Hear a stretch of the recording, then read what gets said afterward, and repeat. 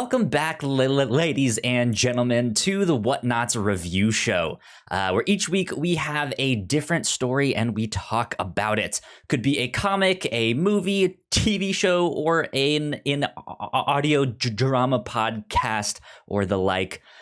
We go watch it, rate it, come back here and discuss it. My name is Kyle Springer, and I am joined, as always, by Melissa Wilkinson. Hello. Melissa, how's your weekend? It's been good. It's been chill. I got my first vaccine shot. I got up real early in the morning, and then I went to a farmer's market. I bought a candle. I bought a fresh bouquet of flowers for the living room. And then I let myself just lay on the couch all day yesterday after that. Yeah. It was pretty good.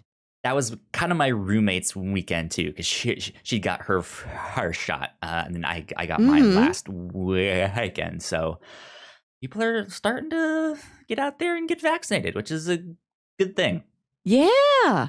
Yeah. And the vaccine event I went to was on my old college campus. It was in the theater building. And, when you have that 15-minute observation period after you get the shot, they set us in the actual auditorium. So I'm staring at a blank stage, but it still felt so good to be in a theater again. They kicked me right out. They're like, all right, you're done. Go. What? Have fun. Don't die. No, they wanted us to sit there for 15 minutes. Man, at least you got to be in a theater and take in the sit air in those old and stuff, chairs right? again. Yeah. Yeah, it's wild that I'm getting a vaccine in the same place where I saw cats and guys and dolls. There you go. Well, Melissa, this week we are talking about a podcast, a horror fiction podcast called In Another Room. This is a Violet Hour Media and E3W production. It's by Natalie Jones Austin and Aaron Keeling and Casey Josephov. I hope I pronounced that correctly. But yeah. We're a big fan of audio drama here at the Whatnauts. We don't cover them as much here on the show, but every now and then we like to sprinkle. Yeah, we get through a couple a year. Yeah, and I thought it was about time to do another one. And we actually, I guess about 2 weeks ago, Brigand Snow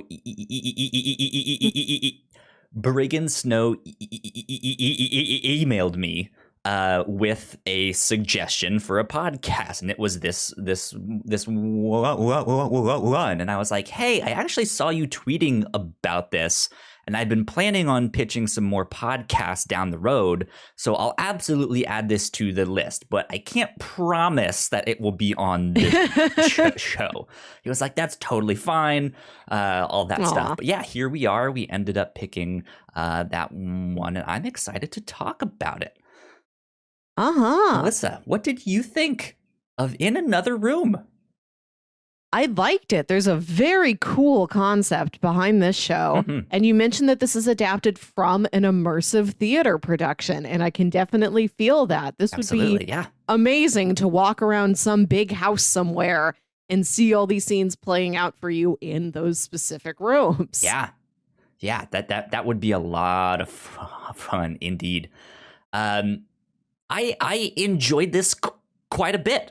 There were some things that I was like, okay, I don't know how I feel about this, but in the end, I really enjoyed it. I think it wrapped up in a way that I was not really expecting.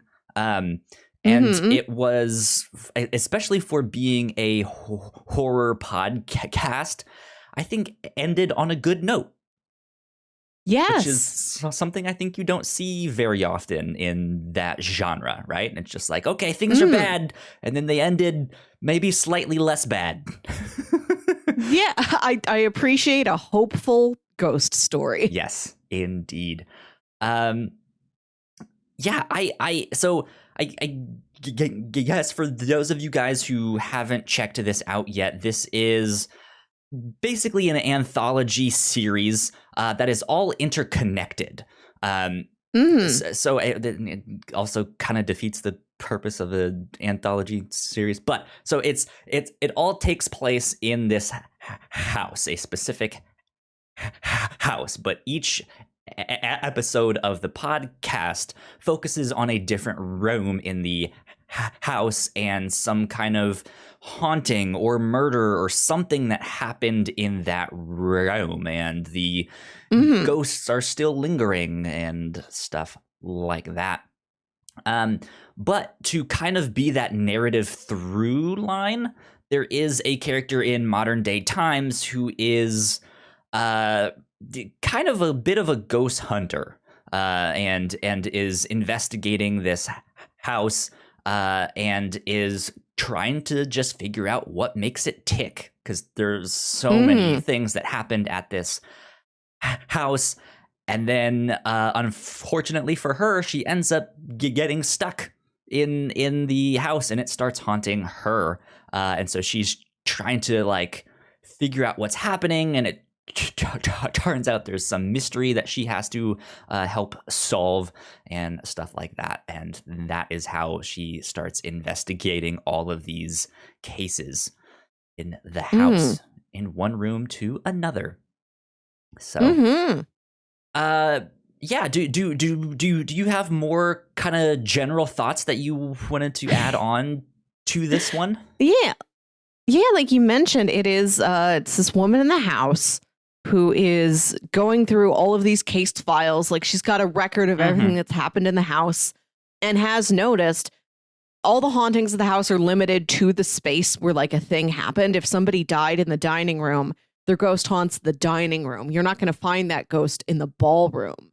Yeah. It's also part of what she's trying to figure out. And every episode is her seemingly within a short span of time, like going from room to room, trying to find clues and trying to find out why she is stuck in the house. And her daughter is also a character that gets mixed up in this. And yeah, she's trying to connect with her daughter, but is not on good terms, and is trying to keep her away from the house once she realizes that like she is now stuck inside this house, and there are in fact some supernatural things going on, because she realizes there's danger there, and it's like, hey, stay away, like I don't want you getting mixed up with this. And meanwhile the daughter is like, you always do this, I hate that you showed up and didn't even say hi, now you're at this haunted house without me.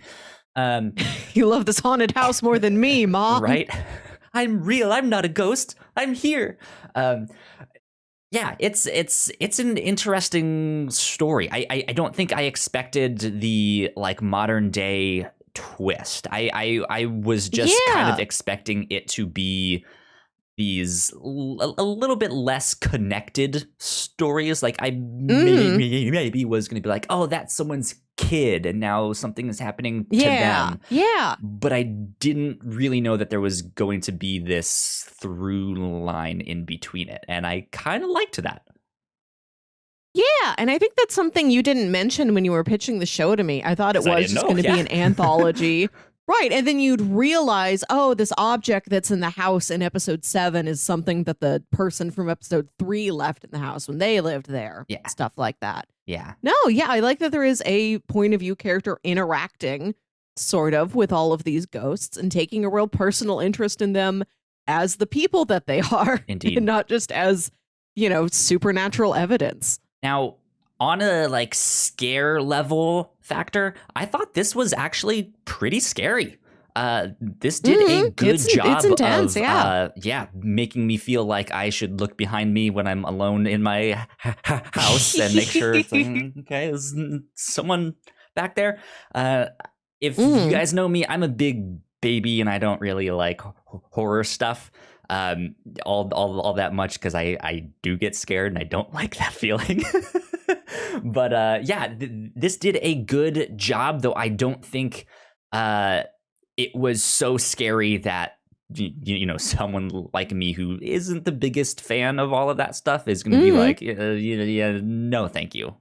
Right? They're Yeah. it's fine. There are some scarier moments, but yeah, and I think it's good. It may be a little bit easier to take an audio drama format as opposed to somebody who doesn't like horror trying to watch a horror movie where it's got more stimuli for you. See, that brings up an interesting question though of like, how much do you want to leave to your imagination? Because sometimes, just letting your mind run of like, what do these characters look? What does that house look like? Right? It can almost be scarier not knowing.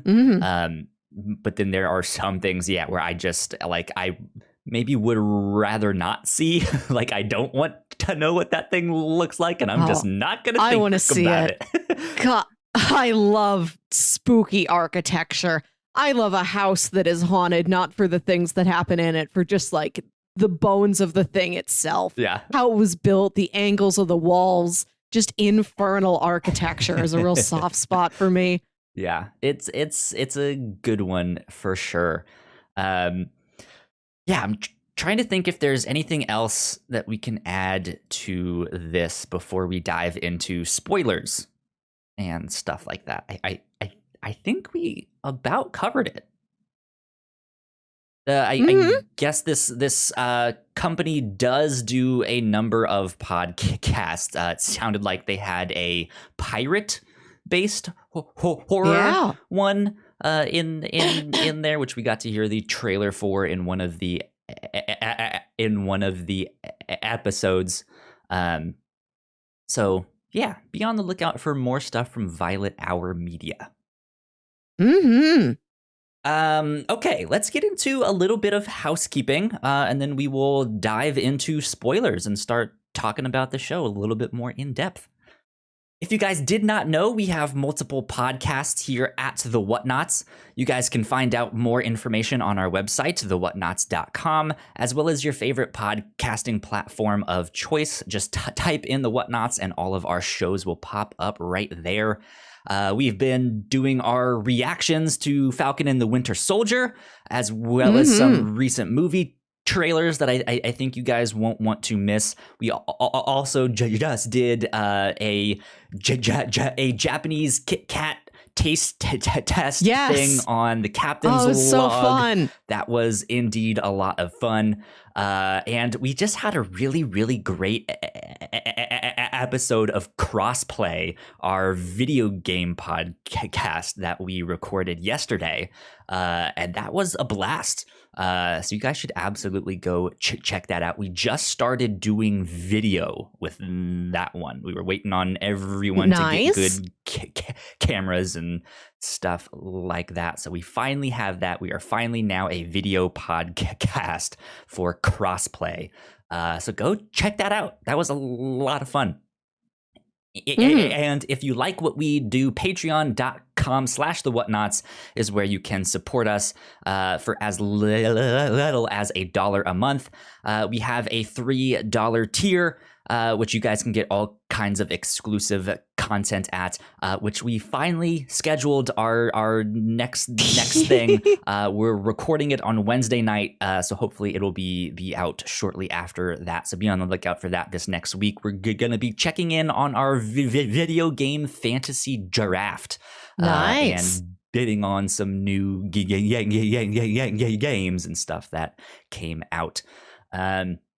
So yeah, be on the lookout for that down the road. And a big shout out to our Patreon supporters at the $5 tier. So thank you, Sam. We love you a lot. Thanks, Sam. Thank you so much. If you guys want to check out live streams of stuff, we are usually on Twitch Wednesdays, Fridays, and Sundays, streaming some video games as well as one of our podcasts. So be on the lookout for those in the afternoon/evenings. And if you guys want to support us there, you guys can subscribe to our channel. And if you have Amazon Prime, you also have Twitch Prime. You just have to link your account, which is super simple, and then you have a free subscription to give out each month, and we would love that to be us here at the Whatnauts, because it costs you nothing extra, and it gives us free money to make bigger and better content for you guys down the road. So we would appreciate that a lot. But that is about it for housekeeping. So let's get on to spoilers. Bam. Officially in spoiler territory. Here we go, Melissa. They were all dead the whole time. Yeah, so are we. We recorded this in the past. Right. We both tragically died. Here we are. Hopefully this got released. Yeah. You know? I floated through my desk to get here. I don't walk anymore. Exactly. You think I exist beyond this like frame, but I don't. Missed. I'm just the top half of my torso. Or if you're listening to this as a podcast, I'm just a disembodied voice, right? Oh yeah, we're just like beams of light. Good stuff. Melissa, where do you want to start with this one? What stood out to you about this show? Talking about the house itself, I really like the episode at the end, the penultimate episode, where we find out the history of the house. Yeah. And how it was always cursed before it was even built. Like this man, this like rich composer back in the 1800s. I forgot exactly like where we were in the around timeline. When it was being built. Yeah, I think something like that. Yeah.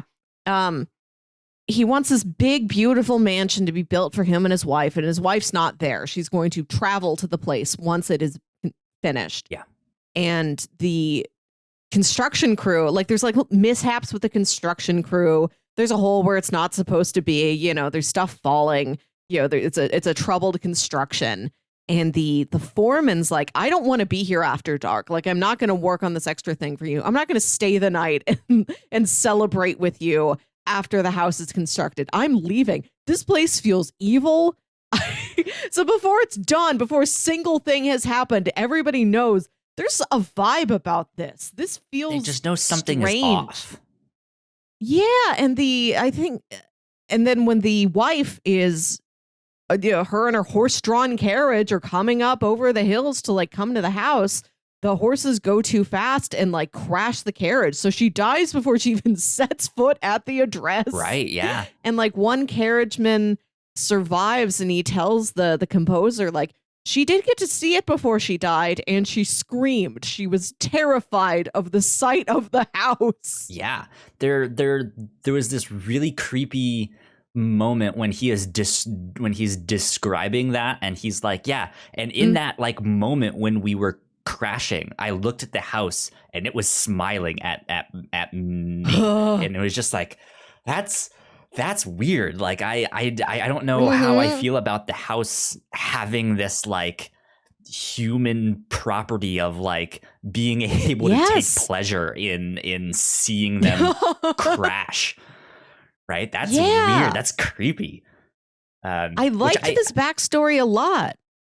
Yeah, like I think the last thing that I wanted to add with that is I don't know if I imagine that as being a more realistic thing, where maybe like, you know how sometimes when you look at an object you're like, oh, you know what, that kind of looks like a face that's smiling. Like I don't know as if Dr. it was more Richard like Strand would say, apophenia. We're well familiar. It's just an upside down face, right? You know? The eyes where the mouth should be and the mouth where the eyes should be. Yeah. I think, like, I don't know if I picture that being this thing where like he thought he saw that, or if it is this thing where the house does just like in the design of the house, it maybe is one of those objects that looks like there's two windows and then like a big porch that like might be the mouth, right? Or something. Like I don't know what I picture this house to be, but regardless, yeah, that scene is I think one of the creepier ones, because that I think is one of the maybe more metaphorical, right? Of like, you don't know, did it actually smile? Is this just like a giant demon house thing? Or was he just making it up in this like panicking moment? And the composer, I think, says something about how the house wanted to be built. Like, I like that this is not a normal house that was then built on a burial ground or a terrible murder happened there. Like, the house is not haunted because murders happened there. Murders happened because the house is haunted. Like, it was this cosmic force. Like, the house created itself. Like, I have to exist. I have to do this. I have to be this suck point of terror, in the landscape around me. Just like a terror. You get what I'm talking. Like at the end of Poltergeist, where the house swallows itself, like that. Sure. I dug that very much. That the house itself, and it's not even like Ghostbusters. Never heard of it. No. Like, how well do you know the movie and beyond just the concept that you call these guys in jumpsuits? Sigourney Weaver's apartment building has like gargoyles on the roof of it, and like her apartment is haunted. And there's a bit at the end of the movie, towards the end, where Egon's looking at the blueprints for the apartment, and he's like, whoever built this place is a madman. This is designed to like be an antenna for supernatural forces. It's not even like the house is that. It was not consciously built to be that.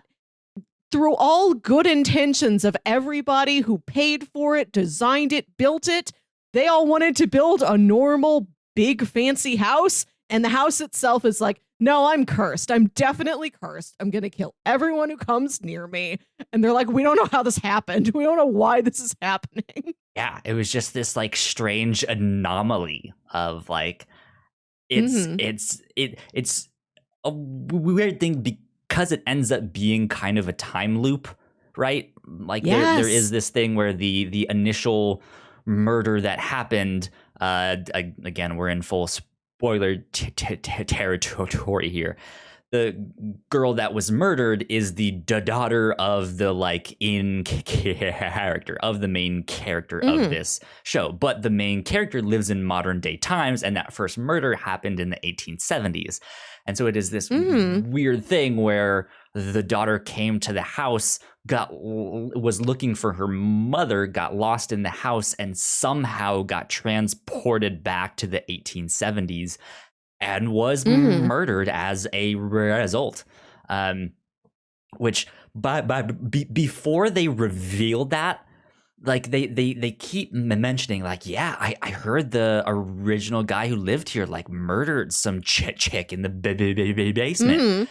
And they don't say anything else about that. And the basement is locked. So there is this like, okay, something is up with the basement. Something is weird there. And in the back of my mind, that was like all I knew about it. And then as it gets further along and still before they reveal that big twist, he ends up, the guy who owns the house goes in the basement because he hears things, sees some random chick in his house, and then just straight up murders her. And I like, it's one of those things that like, there's so many ways that could have gone, but I guess just because the house is haunted, it drove him to just immediately skip all of that and be like, all right, I'm just gonna beat you to death with a pipe or something. I think he'd been haunted and he thought this is another ghost, and he's like, what am I gonna do to get this ghost to go away? Can I hit it? And he hits her and there's blood, and he's like, that was a real lady? Person? How'd a real lady get in here? But like I feel like he did that and then didn't stop. And was like, oh, well, might as well finish what I started. In for a penny, in for a pound. Gonna murder this woman in my basement. Yeah. So it's a fascinating story how that all loops back around. I like. I think what really drove me and what hooked me with this podcast was actually the mystery, like the interconnectedness between these stories. Um, However, I think that is also maybe one of my critiques, is that at the end of the show, I don't know if that played a significant enough role. Like there was the Ouija, but like you learn things about like why is the house showing me this one thing? Like I wanted more of that and maybe more reflection on that, because I felt like I maybe didn't get enough of that. And I think at the end, when they are trying to figure out how to like undo all of this stuff, like, hey, can we change it? We've kind of learned that you can escape that the house. You can change your own story. So how do we do that? It felt like it happened very, very fast, and there would like it was just kind of a whirlwind, and then it was done, and then I was just like, oh, okay, well, I guess that happened. And I feel like I would have liked a little bit, like at least one more episode to actually flesh that out a bit more. Like, okay, how are we changing it exactly? Is there a bit of a Groundhog's Day thing going on? Here, because that's what they say. You know, these stories just happen over and over. So it's like, okay, what happens if I move the key over here? No, okay, put the key back. What if I sell the Ouija board? Huh? What happens then? Right? Yeah, like I wanted a little bit more of that puzzle and mystery, because what they had in there was good. And I was like, oh, I like this, that this is now crossing over with this story, and she learned this thing from that one. And I was like, I like this. This is good. So that was my takeaway with that stuff. Yeah, I think the time loop concept adds a lot to this narrative. I like how that's an ingredient in all of these stories that we have happening. Like, they picked a focus of their spookiness. They're like, we're going to do a lot of time loops here. And each story makes great use of them. My favorite one, I think it's The Living Room. And it's these three women in like the early 1960s gathering for a Christmas party. And they're going to, tell spooky Christmas ghost stories like the old tradition. And one of them starts telling a story about, they said that once in this house decades ago, this woman murdered her husband like this. And one of them's telling the story. And then another woman mutters, no, it's not right. I didn't do that. I did this thing. And they're like, what are you talking about? And she's like, oh, I guess if I was in that woman's shoes, that's what I would have done. And it comes out that each of those women is a ghost from that house that was, killed there, by their husbands, a ghost by their Christmas lovers. Party sounds great. And it starts normally. You think it's just like one woman who lives in the house, and like her two friends are coming to visit her.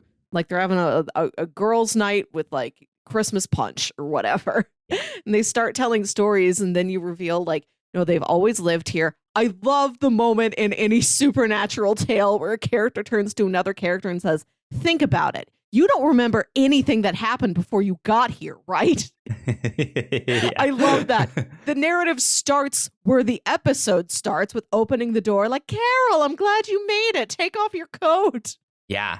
Yeah, that one was a fascinating one. I think the series did a great job of making every story feel different from one another and making them feel distinct. Yeah, because that one I think stood out because I was not expecting that twist. Like, I don't think I've heard anything really like it. I'm sure there's examples out there, but like the twist is, they are already ghosts, and the stories that they're telling are the stories of each other in that thing. And but I think what's also neat with that one is that like that is not the only twist. And it's like, as they Yes. keep telling these stories, they're realizing that they're like telling the stories wrong, or they're slightly changing them, and then the stuff that they change them to is then what happened. And like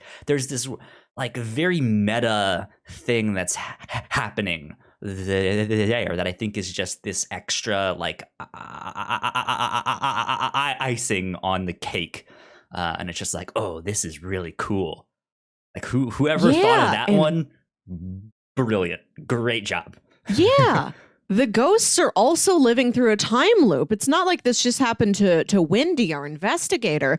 The ghosts live through it too. And so one of the ghosts, like, as she keeps reliving these events, she changes what she does. She like hides a gun so she gets to it before her husband gets to it. And she still ends up dying, but she can like shoot him first. Yeah. It's a fascinating thing. I really like stories that play around with that of just like, what if I change this one small thing? What happens?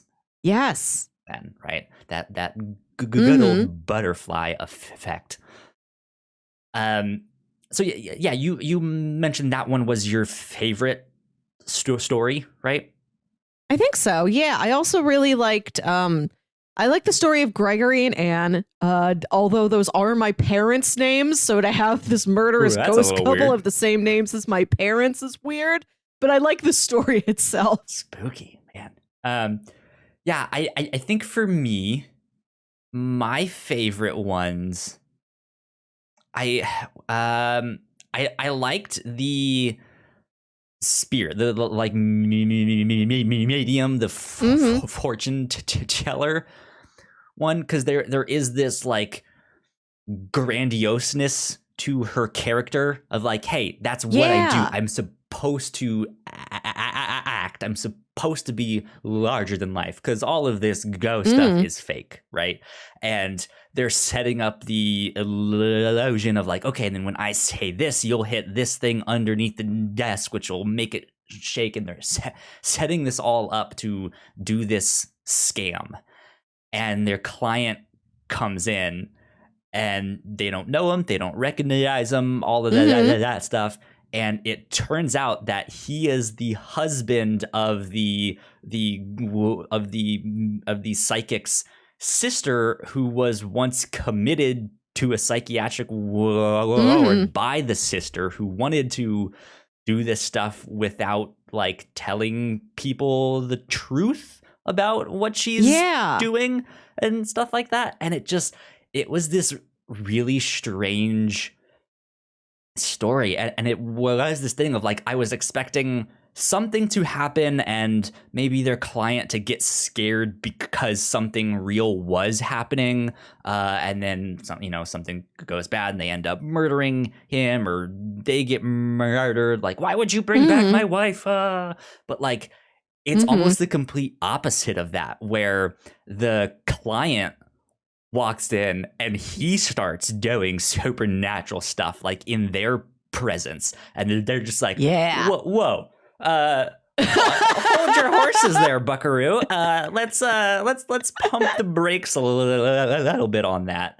And then they start getting scared of like, what is happening? Like, we're in the middle of something and we don't know what is going on. And yeah, there's this whole like possession narrative, and there's a character who escapes and makes it out, but can never speak of it. And so like, I think after this show, I'm left wondering about him. Like, what happened to him? Because at the end of this show, they change things, right? And fix things. Does that mean that story never happened? We don't know. Does that mean that he escaped and then all of a sudden the house is gone and he's just like, I guess no one would believe me if I told them now? Yeah, it's something that was interesting to think about, and I liked this idea of, this wasn't the people that lived there that was doing the haunting. Like, I mean, I guess it still happened to them, but also the people doing the haunting weren't necessarily from that house, but they came to that house to haunt the people who live there. It was, it's again one of those things that's like, this is so distinct from everything else that you've put in this. So good stuff. Yeah, I think this did do some pretty inventive stuff with the ghost story genre. Yeah. I want to talk a little bit about the audio design, all of that stuff.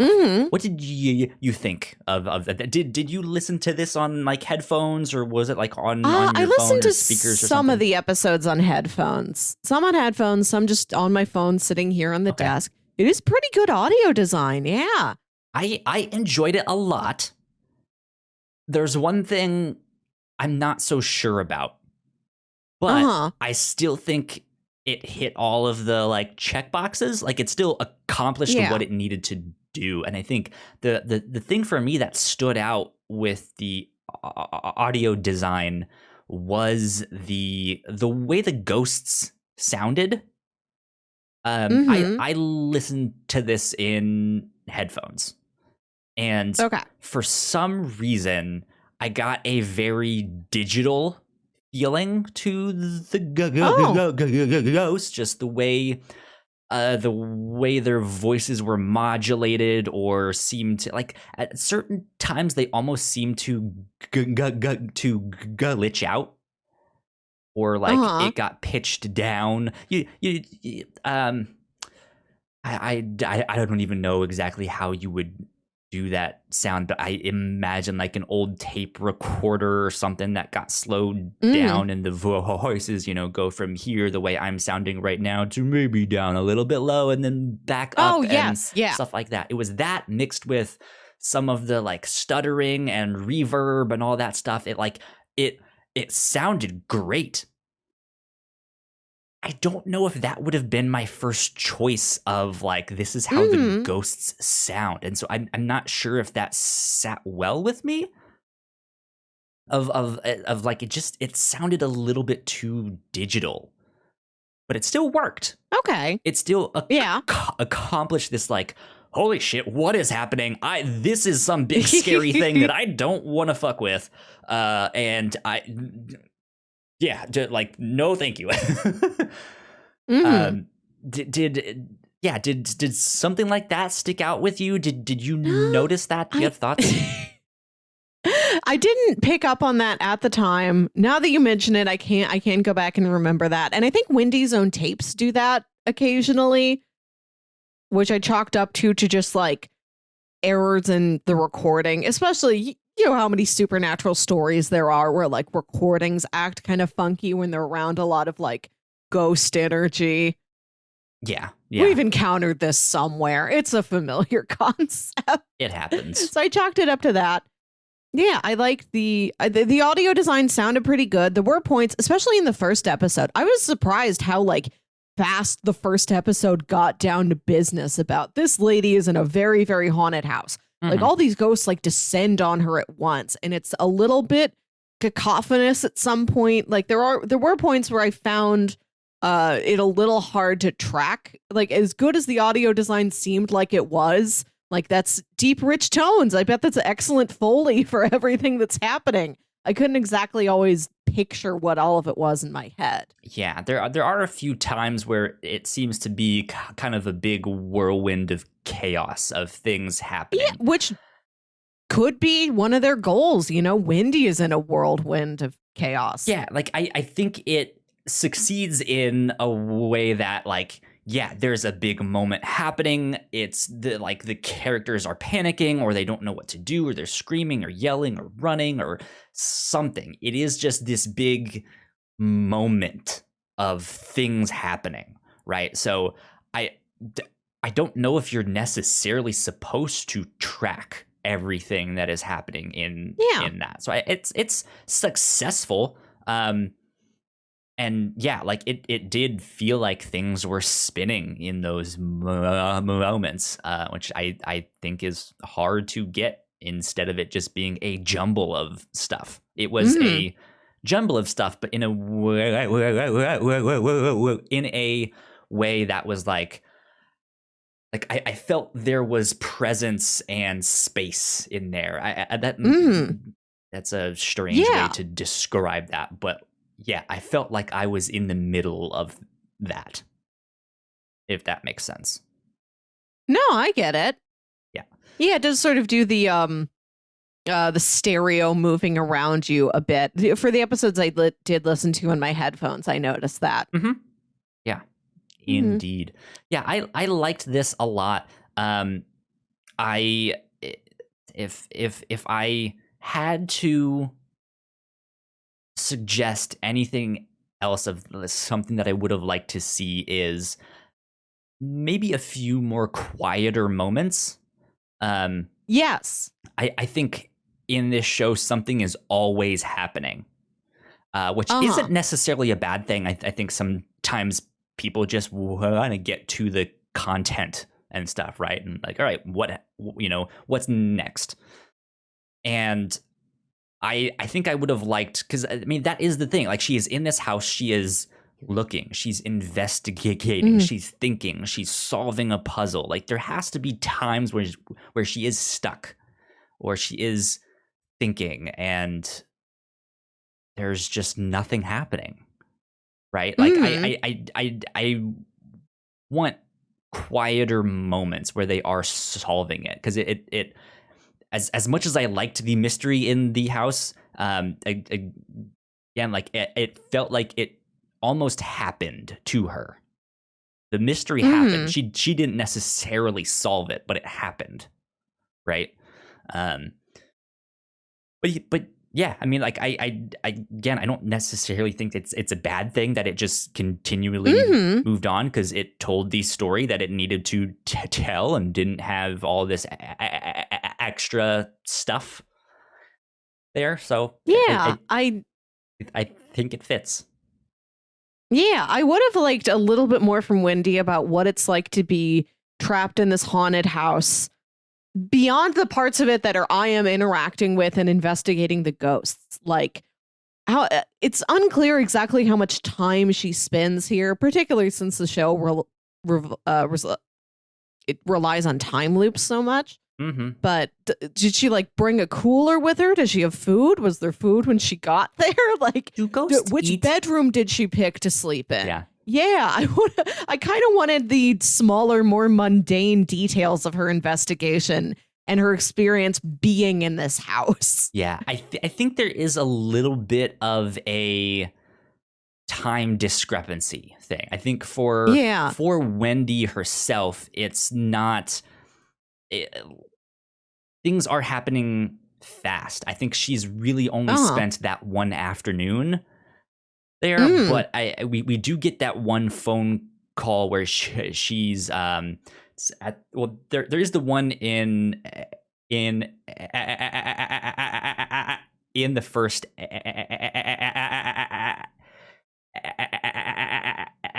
episode, where she's like, yeah, I've been here for like 15 minutes, and the kid is like, no, you've been there for like 10 hours and stuff. And then I think we see another one down the road where it's like, it's been like 3 years and like you've been gone, like all of this stuff. So there is some big time discrepancy happening with that.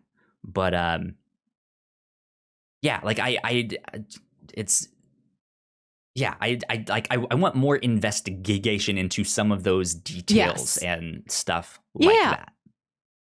Yeah, that'd be nice. Something I kind of wanted out of the show. I was surprised at how few rooms we actually got to. It's 8 episodes, and the middle 6 episodes are like the living room, the dining room, the basement, etc. I wanted to get to a bunch more rooms. You wanted to show me a bathroom haunting, broom closet, the maid's quarters.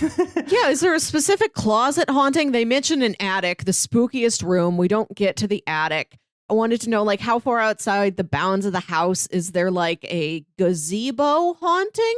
Do we go into the yard? Is there an outdoor haunting? Is there a hidden room with like a wall built over it? That would have been interesting. Yeah, I wanted this to be like a little bit more like Clue. I wanted every Clue room to be hit. We only got most of them. So it doesn't seem like there's going to be a season 2 of this. It seems like they're just doing like, hey, this resolves. is our show, and we're moving on to the next one. Do you think that this show had room for a season 2? I don't think so. I like how it ends. I like how Wendy is able to prevent Frank Smith from killing Liliana and stop that initial first blood in the house that really kicks the house into gear into becoming a terror murder machine. I like that this is a ghost story, where this time displacement can lead to you fixing the problem. Yeah. Yeah, and like we all these issues with Wendy like going into the house, and it seems like she's been gone for 3 years or however long. We don't get more of that because at the end of the season, at the end of the series, like they've closed that loop. Like that isn't happening now. They fixed whatever would lead to that happening. So it's neat that we get this weird mystery thrown in that they don't have to resolve because they take a complete left turn and that pathway doesn't exist anymore. Yeah. But I wish this was a great length, for our week of listening to it between episodes. But yeah, I don't know, I kind of wish it would, instead of 8 episodes, it might have been like 10 or 12 and they were a little bit shorter just so we could get to more rooms. Yeah. And maybe the theatrical experience is different.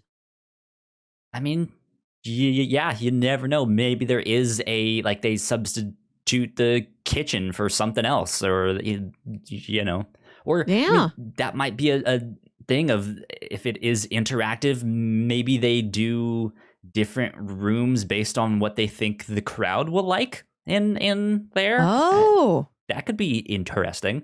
Or like maybe this is the most common pathway of rooms, but there's like a couple alternates that the audience could have wandered into. Yeah. If like someone points something specific out, or if they react a certain way to one thing, that would be interesting. I wonder. What was the scariest moment for you? What was the thing that really gave you chills? I'm not sure. It might have been that horse accident. Like just the idea of like you're standing like on the porch of your beautiful brand new home you've built for your wife, and you see her coming up over the hill, and you can tell that the horses are going too fast, but you're so far away you can't do anything. You have to just stand there and watch. Yeah, that really stinks. That is horrific in a more tragic sense, right? Because it's not a haunting. I mean, yes, it is in a strange way, but like you're not seeing a ghost, like you're not witnessing a murder. Well, again, there are some caveats with that, but like, you're not seeing some poltergeist or hearing some voice. It's just watching a car crash, watching a carriage crash, which is something you can see almost any day. That's something that always is very effective for me when thrown into a horror story. Something that's like just an accident, not an act of violence, not something where you're even entirely sure there is a malevolent force involved, just an accident. Yeah. I think for me, the scariest moment was in episode 2. When she's like first starting to investigate the house, and this is they're doing the story of the guy that I think dealt with the mob or something, and the mob was there to kill him. And he goes and he hides underneath the bed as she's like sitting on top of it, and she's sitting there like, the guy doesn't see me. Like, I can't interact with him. Like, this is a ghost. What was this, Kate? And she's like figuring this stuff out and talking to her. And this whole time, you can just hear him being like, oh God, please no. Oh God, please no. Someone help me. Someone help me. You know, and it's just like, what is going on? This is strange. And then all of a sudden he reaches up and grabs her and is like, you help me, please. Like, I can see you. You're right there. And she is just freaked out of like, what in the world? This thing can see me. Oh my God. And yeah, that was like that was like the first moment that was just like, oh, this is really scary. Because yeah, that starts to open up things of like, okay, well, if he can see her, are the people that are coming to kill him, will they be able to see her? Is this going to change the story somehow? What does this mean for the other stories? Is she going to play a part in those things? Is she just going to be a witness? Yeah, we don't know. But it was this thing, it like in number 2, things are still unknown, right? We don't know how this whole thing operates. So the fact that he did reach up and touch her and grab her was just like, no, I am done. No, thank you. I would hate that. Yeah, I liked that she could interact with some of the ghosts and they knew she was there, like Walter, the soldier. I like that she's like talking him through his life and his relationship with his boyfriend from the army. Yeah. So I do have to say, I think the number station one was maybe the one I was the most disappointed in. It's still a good story, but they're listening to number stations, and I like there's so much room for conspiracy and connecting the dot. Well, he keeps repeating this number and that number was the date that we first went on our first date, and so that means this and like just to hear him connect the dots that way, I think would have been really neat, instead of being like, yeah, I'm listening to this number station because there's something else behind it. Because they do the whole thing with like the piano keys correspond to numbers, which meant this date. Like that was the thing that I loved. I was just like, give me more of this. Yeah, I love a tangible puzzle like that. Yeah. And so the idea of like a numbers station is just like, oh shit, here we go. This is going to be great. And then they almost just completely ignore it. Like it has nothing to do with the numbers. Like he could have just been listening to smooth jazz 105.9, right? And then there just happens to be something in the background there. So little disappointed in that one, but I think that one was also a good story. I think that one was... Yeah, emotionally, it's great. One of the stronger ones emotionally. Yeah, I think that one and the dinner party where the husband is not remembering that she is his wife. Like that one is... That one sucks. And it's scary in the fact that like that was, again, happening when everyone was alive, maybe? But this idea that like it is more of a sickness than like you're seeing a ghost. This is someone who maybe is developing Alzheimer's, right? And is just not is scared and confused, and that can be really tragic, and to someone that is happening to can be very scary. Yeah, there's a variety of horrors within this house. Something Wendy mentions towards the beginning of the first episode, where she's like, there have been 86 murders in this house over the years, and this many fires. She mentioned there's been 5 stillbirths, which is another, which isn't something like you normally attribute to a haunted house. But this house just causes general purpose misery and tragedy and terrible things to happen. Yeah. Far outside of what we would normally see a haunted house causing. Yeah. Not everything is this terrible, bloody murder or a ghost. It's other, more sadly down to earth forms of tragedy. Yeah. Yeah, that's an interesting thing to note with that. Mm-hmm. Let's see. How did you feel about the acting? That's the next thing that I want to dive into. We talked about the sound design and stuff, but the acting in particular. I thought it was pretty good. I think they picked.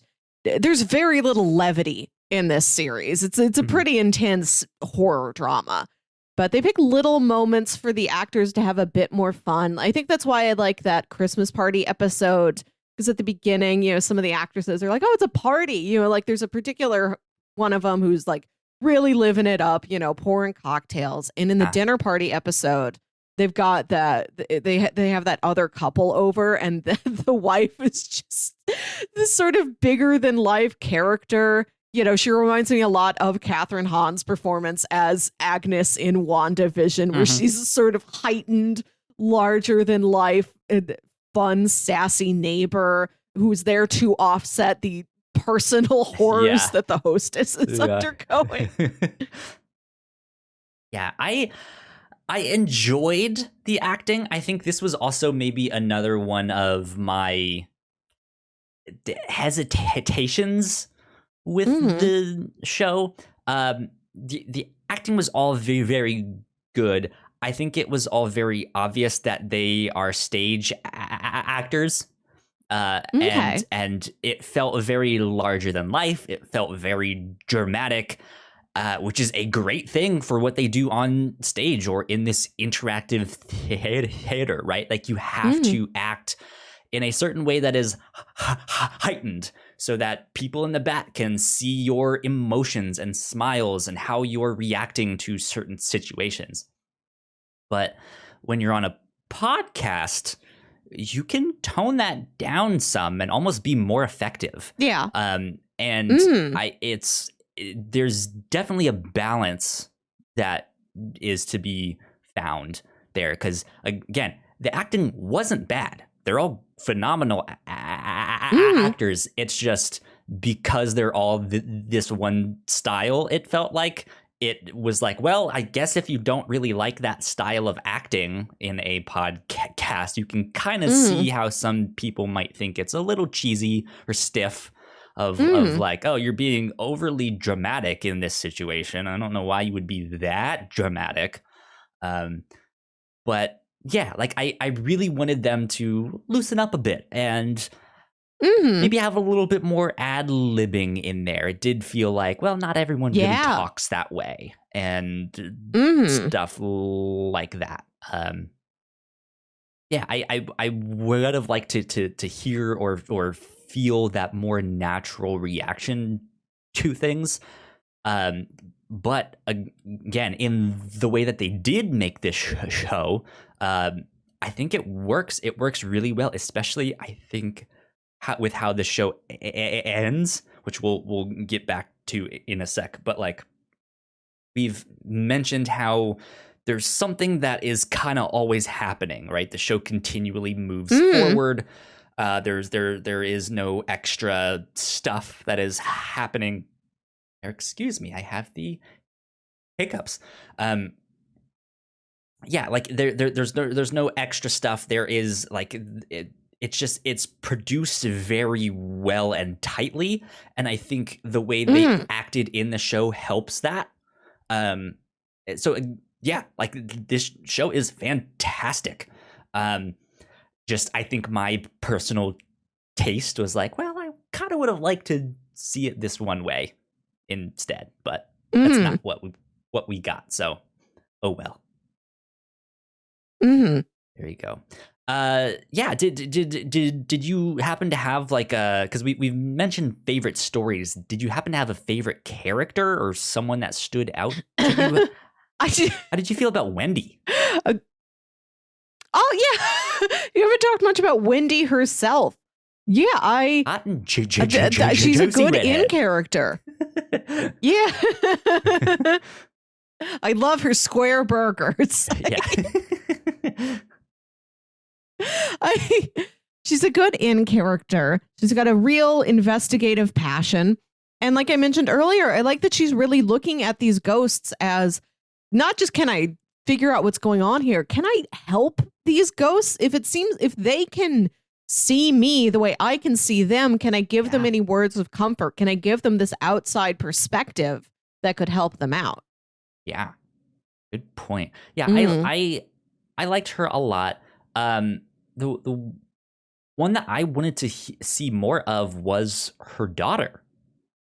Right? We got her on the phone a couple times, and I really liked the way that let's see who did the voice acting. Nira Durhart as Liliana.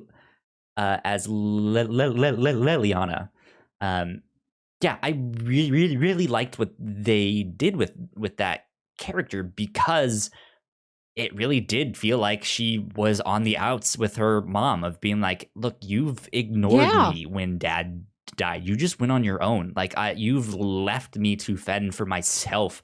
But then as the show progressed, you do hear this thing of like, I lost my mom to this house, and I keep getting calls from her number, even though her phone maybe doesn't exist or is inside, so she's starting to get worried and scared, and you can really hear it in her voice that she has, like, she's gone through this stage of annoyance to frustration to confusion to, like, she's gone through like all 7 stages, right, of what, and now she is determined to, like, look, I don't know if you can hear me or what these phone calls are exactly, but if you're out there, I will find you. Like, I am coming to the house, we will fix this, and all of that stuff. And of course, we can hear the opposite side of that, which is just like, no, do not come here. You are the one that gets murdered. Like, it starts with you. I liked her character a lot, but we don't see or hear much of her. But I think she was the one that stood out to me. So yeah, she's great. There you go. Like you said, a lot of emotions. We don't know very much about her. We don't have a great handle on how old she is. Seems like anywhere between like early, like kind of college age to maybe like to early 30s. We don't know. We don't know what she does for a living. Yeah. I forget. Is this in Los Angeles? Did they mention that? Yes. Is that where the house is? If I'm not mistaken, it is an LA-based house. Okay. Which is interesting. You don't see a lot of... Yeah, at least that's where the show is, the like immersive show of the same name. So I'm assuming it's in LA. I think that's what they said. Yeah, except for the big one, the Winchester Mystery House and Poltergeist. Okay, so you do have 2 very famous haunted houses in the California area. Yeah. But typically, when you picture haunted house, you picture some ancient, not ancient, but like very old Victorian house on the eastern seaboard. Yeah, in the Northeast, something. Yeah, with like Stephen witches. King area. Yeah. I don't know. So let's talk about the ending a bit here. So we've already mentioned that, this whole thing starts when Liliana goes after her mom in this house and somehow gets transported back to the 1870s and is then murdered. That's what basically starts this whole thing. And then Wendy is the one trying to fix things, of like, how do I change it? How do I fix it? And that's what the show ends with. It seems like, because correct me if I'm wrong, it seemed like they saved her and then tried to like get her into the other stories, so that because it seemed like the other ghosts were there trying to help, because she was taking the idea of like, if I work with the house, they can help me. So I took that as, like, she's trying to insert her in these other stories, or at least to get her into these other rooms. Not, I guess not necessarily insert her in these stories, but get her into these other rooms in hopes to change things and help her escape. Yeah. Is that what you got with that? Did you understand that sequence in this? Yeah, I think we do hear. Way? Yeah, I think we heard Liliana get dragged through all the other stories, almost like those are the layers. Like that's the pathway you walk in and out of the house. Yeah. Metaphorically. Yeah. Yeah. That's what I thought too. But once they do save her, it magically changes the house. The guy who built or was building the house and then witnessed his wife die in the accident. He ended up lighting the house on fire and killing himself, and that was it. That was the end of that house, and it just burned down and kind of became a vacant lot. And so Wendy kind of wakes up in the middle of this thing. Funny enough, very similar to another show that you mentioned not long ago that's in the Marvel wheelhouse, where they're just in this empty lot at the end. Yes, and then she just kind of walks off and is like, huh, okay, that was strange. But then she goes to visit someone. Do you remember who that character was that was writing the stories? Isn't it because I just re-listened to the first episode this morning to kind of refresh my memory. Because I did like this story. Yeah, I like the show and like I was engaged in it while I was listening to it, but I did keep finding that like the next day I didn't remember what happened in the previous episode I listened to, which is on me. I've had like a very busy, long week. Yeah. But anyhow, I re-listened to the first episode. I think it's the woman who owns the house, because when Wendy gets there, there's some lady who owns the house. And she's like agreed to let Wendy in to like spend the night there. So I think she goes back, and it might be that same lady who owns a different house that's been built on that same plot of land. And she talks about how her wife died, but it doesn't seem like it's horror haunted related at all. It's just a natural tragedy of human life, unfortunately. And she talks about how her wife would write ghost stories.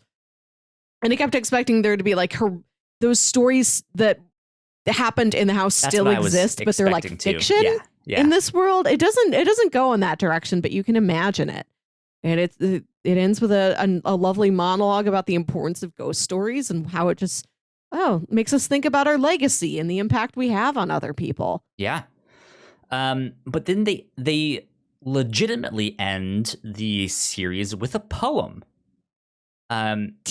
Which was really interesting, and I was not expecting at all. But it was kind of this nice, no pun intended, poetic touch. Like I think it wrapped things up very, very nicely in this. Like, well, we learned some things. Let's reflect on that. Here is a poem to wrap things up. And I don't mean that in a demeaning way in the slightest. Like like it was genuinely surprising that they did that, and I liked it a lot.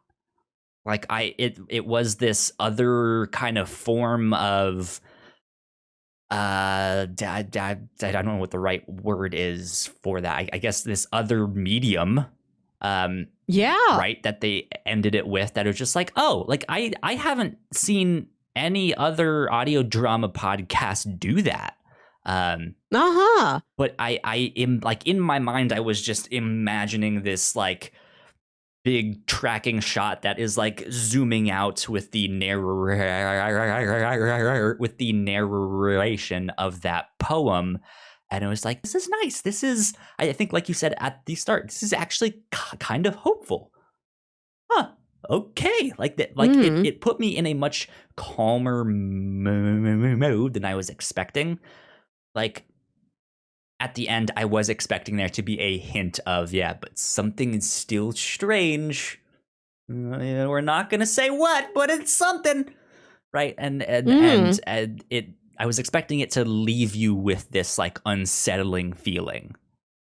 And no, it was just like it was this very hopefully very nice. Yeah, I really enjoyed that, because again, I'm a big scaredy cat. I'm a baby, so they were just like, it's okay, Kyle. everything's gonna be all right. Now, just thank you. I needed that. Yeah, I do appreciate a ghost story that isn't about banishing a ghost. It's about trying to understand, why is this ghost doing what it's doing? Can we fix this? Can we make this situation better instead of just exorcising the ghost and burning the house down? Which they did in this story, but it ends positively. There's no lingering malice. Yeah. Like we figured it out, guys. You know, any other tragedy that happens from this point on is just normal human tragedy and not the not the effect of a spooky house that built itself. Yeah, indeed. Indeed. I think that is about all I have to say on In Another Room. Good stuff. Go check it out. Go check out In Another Room if you haven't yet. There you go. Melissa. Yeah. Let's do some recommendations. If people liked this podcast, what else might they like? So one of the reasons I picked this is that I just listened to a haunted house podcast. I'm like, great, cool. I've already got the perfect recommendation line. There is a podcast produced by like BBC Channel 4. It's called The Battersea Poltergeist. Okay. And this is a combination true crime investigation and audio drama recreation. Oh, interesting. So in the 1950s, there was a case in England about a girl and her house and her family that appeared to be haunted by this poltergeist. And it was this huge news story. It was all over the newspapers, all over the tabloids, a big sensation. Mm-hmm. But after the activity kind of died down, like the story was largely, forgotten. It fell by the wayside. So this podcast is this man investigating this story, and most of the participants in it have died, but the girl herself who was haunted, who was like 15 when the story started, she's still alive. She's in her 80s. So this podcast is him interviewing her, and she's got all of these records. There was a paranormal investigator who would come to the house and like stay with her family and try and figure this out, and she's got all of his records. So it's him talking to her, looking through these records. He's got other experts that he's talking to, conducting experiments. Like, okay, it was said that the noise in this house that the poltergeist might have caused was this many decibels. I'm going to play my stereo at that many decibels, and my neighbor's standing outside, and I'm going to call her and ask if she can hear it. Like, it's stuff like that. And it's a scripted audio drama portion where they, it's like the dramatic reenactments if you were watching, but they're like a show on TV, but an audio drama format. Yeah. And the audio drama sections are great. It's got stars like Toby Jones, Bern Gorman, Daphne Keane. It's really well done. It's an interesting patchwork of different approaches to telling this story. Cool. Good stuff. Yeah. Yeah, the Battersea Poltergeist. It just aired I think maybe late last year or earlier this year. It's had 8 episodes, and they're taking a bit of hiatus, and they're going to come back with another episode soon-ish that's okay, after we release that final episode that tells sort of the end of the story, after we've had a chance to reflect on it, this is what else we think. There's more theories. We gave you the opportunity to ask questions, and we are going to give those questions to Shirley herself, nice. The girl who was haunted. Yeah, okay. And see what she has to say about your questions, what she remembers. Interesting. Good stuff. Yeah. So I have a few recommendations. I think there's the obvious audio drama recommendations. If you want another good horror podcast, go listen to the Black Tapes or something like that. We love that show here. I think I would like to recommend Lock and Key, both the comic and the TV show on Netflix. The comic is phenomenal. I've actually, so I listened to the audiobook version. I haven't read the entire comic exactly, but we did cover the first 2 volumes of the comic here on the review show a while back. I don't remember what episode number it is. Melissa, would you mind looking last that February? Up while I'll look it up. Talking. Yeah. And that is also about a house that has these strange keys that will unlock different things, different doors, or the like. And they embed or imbue you. I don't know the right word there. They unlock different things, and so they give like different powers and stuff like that. Yeah, it was episode 93 from February of 2020. There you go. I think especially since that one deals so much with the house itself and like what are the different rooms of the house and the keys and what do these keys do and the mystery of what happened there at that house. Lock and Key would absolutely be something to check out. Great book, but there also is an audio drama version of that, or I guess like an audio book version of that. So then you guys can go check that one out too. And I know season 2 of the Netflix show is coming eventually. I'm not sure when exactly, but that'll be there. We also covered a show last October for our Halloween month called Typewriter. This was a Netflix original show, but it's an Indian show.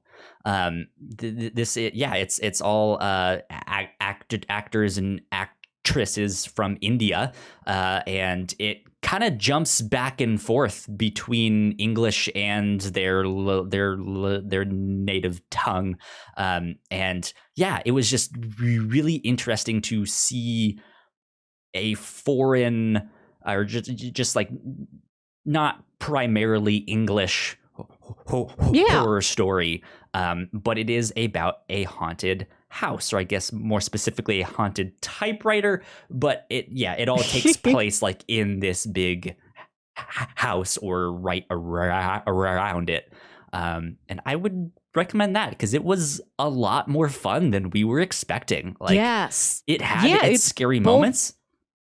Yeah. But it also had its like Scooby-Doo fun time, like let's have a good joke and laugh. And it was just a good mix of stuff there.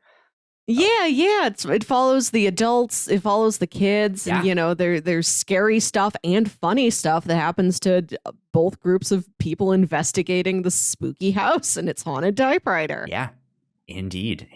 That's a good one. That Typewriter on Netflix. I have one more recommendation. Go for it. This reminded me a lot of a particular episode of X-Files. It's from season 5 or season 6. I think season 6. It's called How the Ghosts Stole Christmas. And it is it's Christmas Eve. Mulder calls Scully, makes her meet him outside of this old mansion. And he tells her the story about how back in like World War I, this couple here had they were facing all this tragedy in their lives. They thought they were going to be like torn apart by the war. So they did a murder-suicide. And their ghosts have been haunting this house since then. And there have been all these other couples who've tried to live in the house since then that have also befallen to a murder-suicide. So they go in to try and investigate it. This is just a thing Mulder wants to do. This is an official FBI X-File case. And Scully's like, Mulder, I have to leave. I have to like wrap presents for my nephews. I can't do this with you. But they get locked in the house, and the entire episode is a bottle episode. It's all in that house pretty much, and it's just David Duchovny and Gillian Anderson and the ghosts played by Lily Tomlin and Ed Asner. It's an amazing episode. I watch it most Christmases. Nice. But it's great for any time of the year. Good stuff. Okay. That's fun. That's a fun one. There you go. That's our recommendations for what else you might want to check out if you enjoyed this. Yeah. I also know that Violet Hour, we did mention it. They have a couple other shows that you can check out. Let me see if I can find where did their link to their website go? There it is. See if I can find. They have one called Between the Devil, which I think is the pirate one. Okay. And then they have one called The Elmwood Strain. which I don't really know what that one is. A traumatized woman reluctantly returns to her dying hometown to find the stoner friends she abandoned are hooked on a strange new drug with bizarre, seemingly supernatural qualities. And if I'm not mistaken, I think that one is happening now. I think it started in January.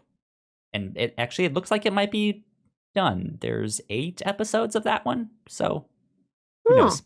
That one may have just wrapped up. But yeah, go check out more of their work.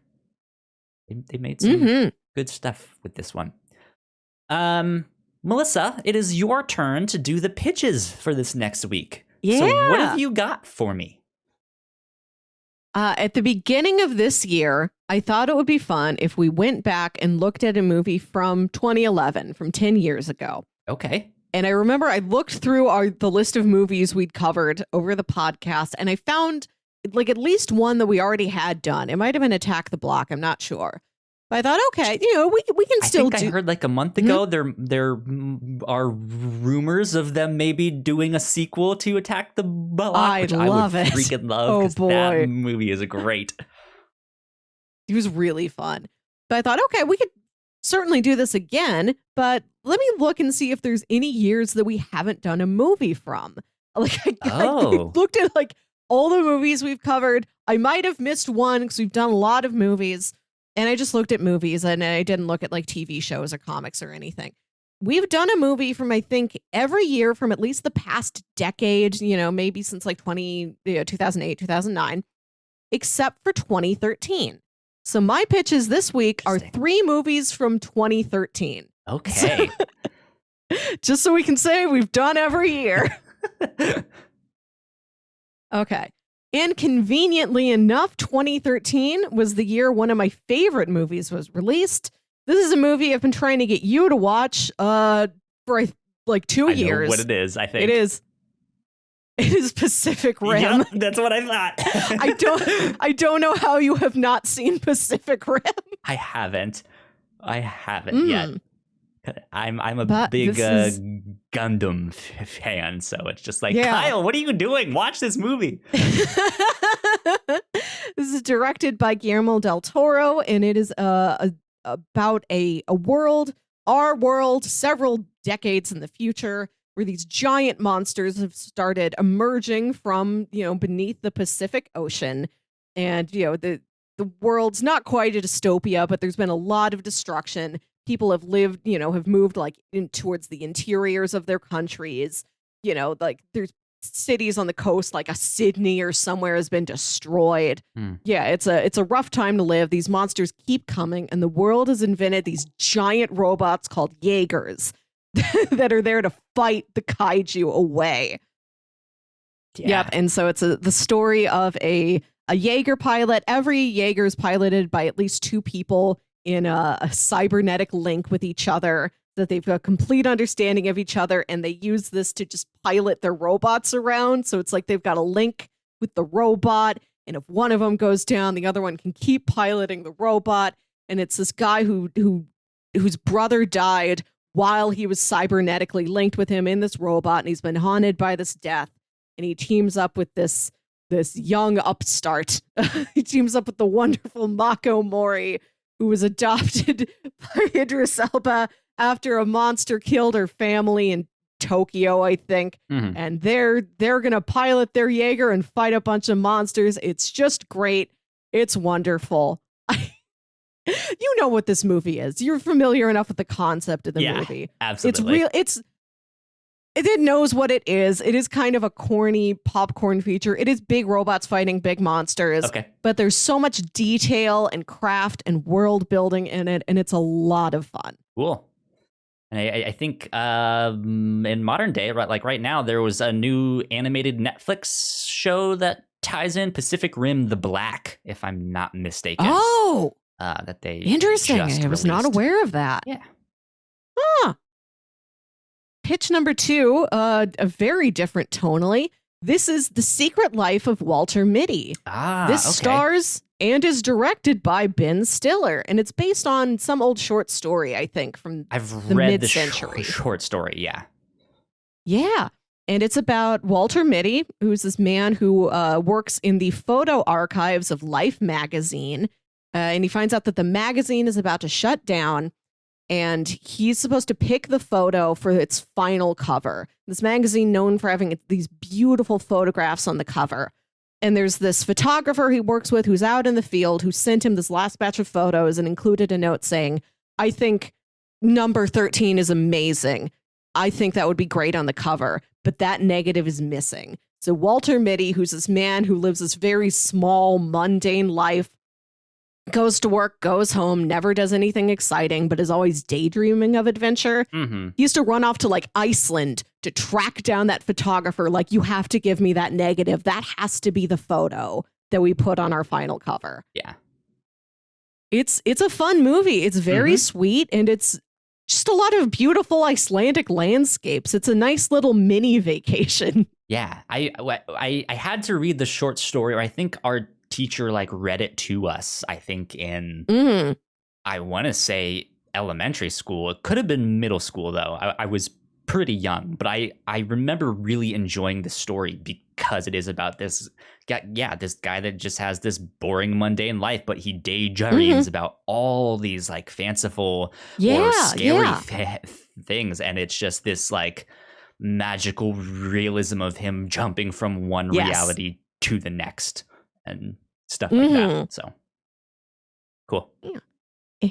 And pitch number 3. This is a movie I haven't seen, but I've been curious about it. This is The Wolf of Wall Street. I also haven't seen this one actually.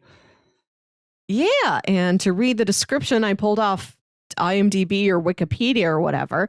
In 1987, Jordan Belfort, Leonardo DiCaprio, takes an entry-level job at a Wall Street brokerage firm. By the early 1990s, while still in his 20s, okay, Leonardo DiCaprio, Belfort founds his own firm. Together with his trusted lieutenant, Jonah Hill, and a merry band of brokers, Belfort makes a huge fortune by defrauding wealthy investors out of millions. However, while Belfort and his cronies partake in a hedonistic brew of sex, drugs, and thrills, the SEC and the FBI close in on his empire of excess.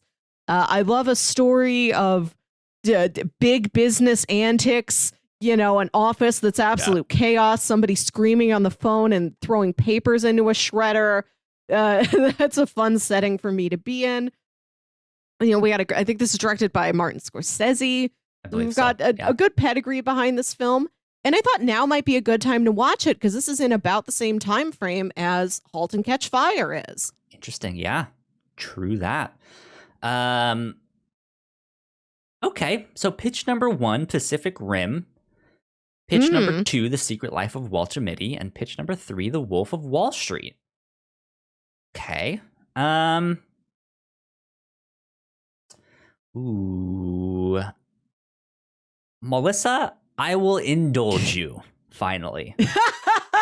We're going to go with Pacific Rim. Of course we are. I hope you like it. I hope I haven't over-talked up this movie. That's okay. It's the like hype for this movie has kind of come and gone, so I'm in for just like I have no expectations except for just like, hey, it's giant robots. I like giant robots. Yeah. Also, Godzilla vs. Kong just came out on HBO Max. Sure did.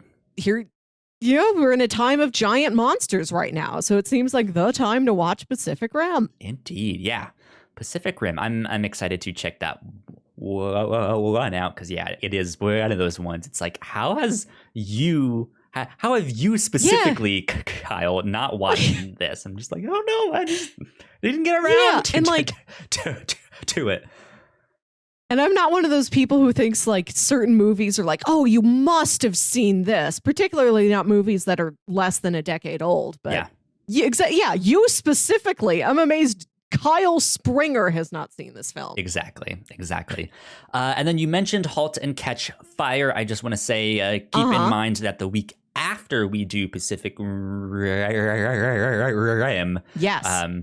we will be continuing our coverage of that and watching the 4th and final season of Halt and Catch Fire.